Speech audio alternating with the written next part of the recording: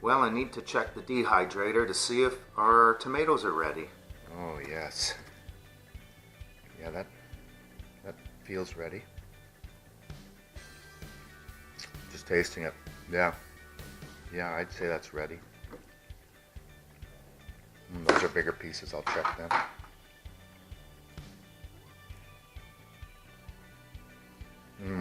Almost ever good.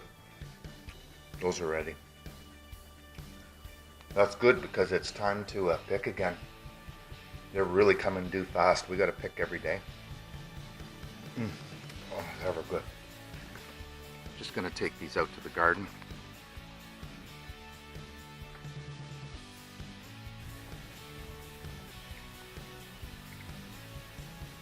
Perfect.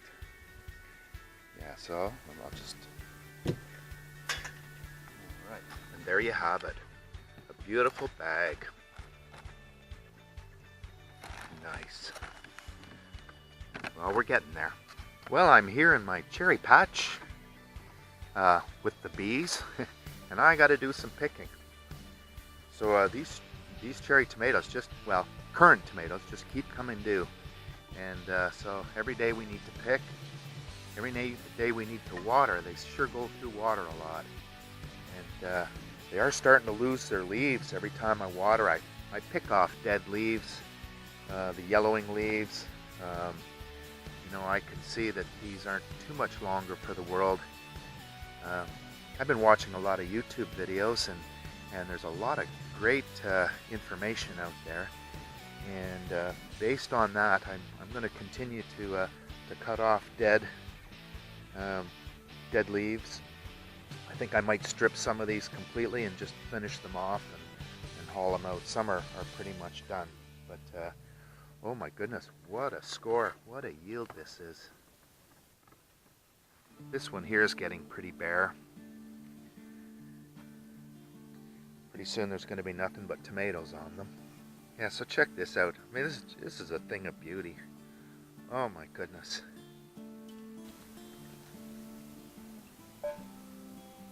Oh, I love that sound. Bong, bong.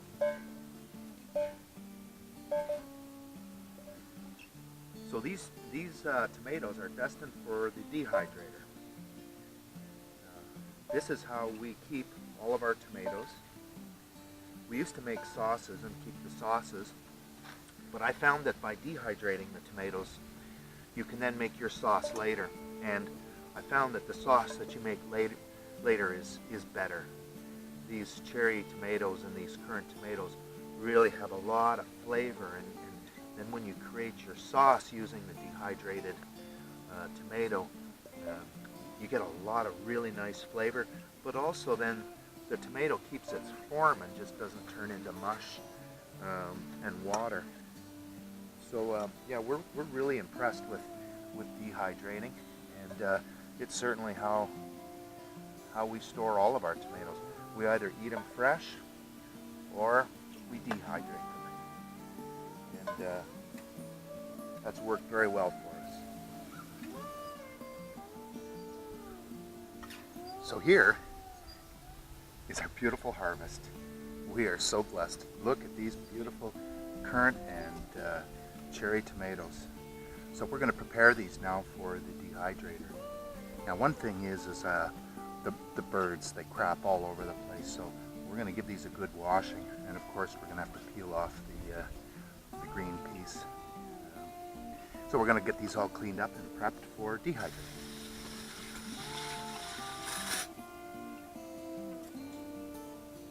Don't want to lose that.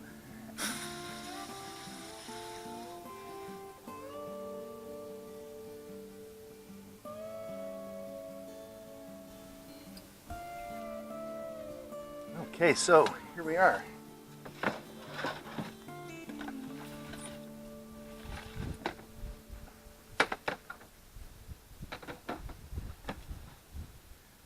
So, I like, swing this over here, that's better. I like to cut these in half. I find that they dehydrate better once they've been cut in half. And I like to place them that side up when I put them in the dehydrator. That way they're easier to remove when they're dehydrated because the skin doesn't stick. But also I believe that it will preserve all of the seeds and all of the goodness in there, and only the water would be extracted. So I know it's a pain in the butt to flip them all over. We call them flipping the turtle on the back. But it's certainly worth it, I think. I'm using my mother-in-law's knife. What a privilege. I miss her. She taught us a lot. She was an organic farmer. Well, not an organic. She was a mother, but she was an organic vegetable gardener. She didn't believe in putting any poison in the garden, and everything was done by hand. And everything she grew was amazing. Wow, these little tomatoes sure are labor intensive. You know, on a big tomato you can just slice it up, but these, holy cow, you have to do like 20 of these to equal a regular tomato. But that's okay. When you taste my tomato sauce, oh my goodness, it'll blow you away. It's the best. So I promised to share a recipe. So this is how I prepare my tomatoes. I take the dehydrated tomatoes and I put them in a pot along with some water, and then I just let them rehydrate. In that pot, I chop up some celery and some onions, and I put in some seasoning, mostly either basil or primarily oregano. Then I boil it, and then when I've reached the consistency that I like, then I turn it off and I put it into the blender and then blend it all up, and voila. You'll want to taste it and then season to taste. Oregano is really good in it. That's our go-to, but you may want to add salt and pepper, and you can experiment with the amount of onions you put in. I like to put in quite a few onions myself. But there you have it. You have there the best tomato sauce you've ever tasted in your life, and that's a guarantee.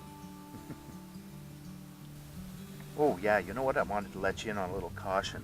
When you put that in the blender, if it's still hot, it could potentially blow the top off of your blender, and you need to be real careful, because when it's hot and agitated, then everything expands. So you want it to cool down, or you want to blender it without the top on. Maybe just do it in a slow speed, but be really, really careful about blendering with hot items.